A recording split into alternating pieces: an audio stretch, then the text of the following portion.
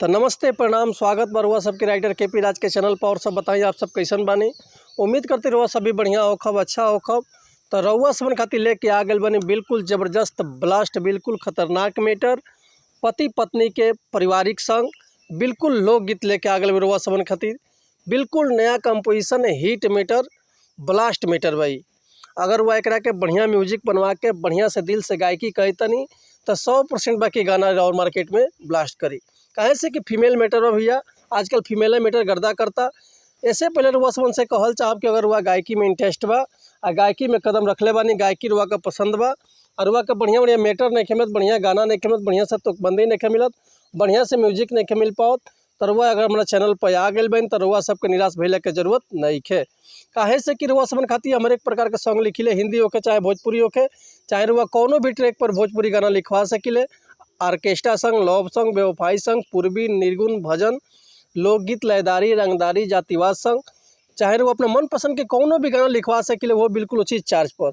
तो ऐसे कहल चाहब कि वो अगर हमारे चैनल पर आ गए बनी तो चैनल के लाइक कर दी, सब्सक्राइब कर दी और बेल आइकन प्रेस कर दी ताकि कोनो वीडियो अपलोड करी तो सबसे पहले नोटिफिकेशन रुआ सबन के मिले। अगर वीडियो अच्छा लगा था तो एगो प्यारा से कमेंट कर दी।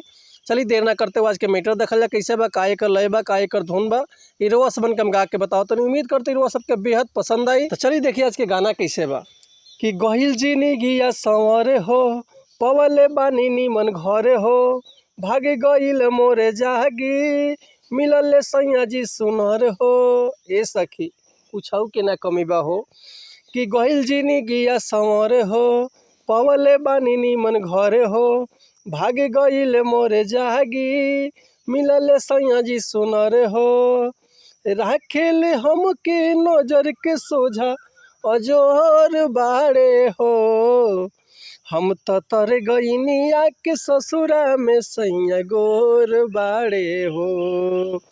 जैसन सोचले रहनी वही सन पियाजी मोर बाड़े हो, नाही सावर नाही पातरू त गोर बाड़े हो। जैसन सोचले रहनी वही सन पियाजी मोर बाड़े, सांवर न गोर बाड़े हो। एक बार और वसम का मुखड़ा सुनाई तनी। कि गहिल जिंदगिया संवर हो, पवले बानी निमन घर हो, भागे गईल मोरे जागी, मिलले सैया जी सुनर हो। राखेले हमके नजर के सोझा जोर बाड़े हो, हम तो तर गईनिया के ससुरा में सैया गोर बाड़े हो। जैसन सोचले रहनी वही सन पियाजी मोर बाड़े, सांवर न गोर बाड़े हो। तो उम्मीद करते मैटर हुआ सबके बेहद पसंद आयल होई।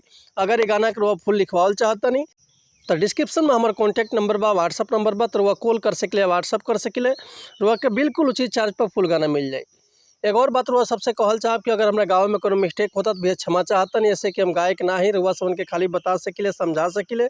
तब मिलता है नेक्स्ट वीडियो में कुछ नया गाना, कुछ नया धुन, कुछ नया कंपोजिशन लेके। तब तक ले रुआ सब सन्मति चाहतनी। नमस्कार, प्रणाम, जय हिंद, जय भारत, जय भोजपुरी समाज, हर हर महादेव, जय शिव शंभो।